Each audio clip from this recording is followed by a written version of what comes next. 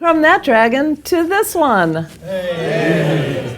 Last we left off at All Spitzer Considered last time, the next day there was going to be a critical test of the Crew Dragon, which is the one that is supposed to and will be taking astronauts from Earth, especially from U.S. territory, up to the International Space Station. This is built by SpaceX.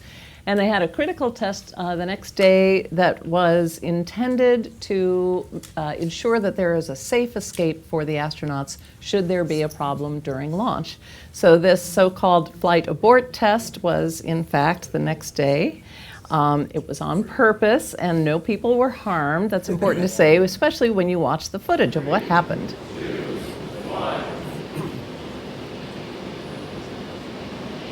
So the crew, Dragon launch escape initiated. Crew separates. Dragon's away.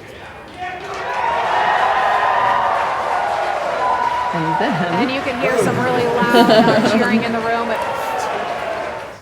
So those few seconds can be critical in saving astronauts' lives, and this was an essential test to get the Crew Dragon certified in order to carry astronauts up to the International Space Station.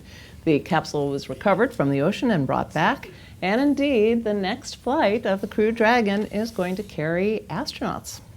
So we thought you should know their names. These two brave gentlemen are going to be the first astronauts in the Crew Dragon, and the flight is probably, well, right now it is being discussed for April.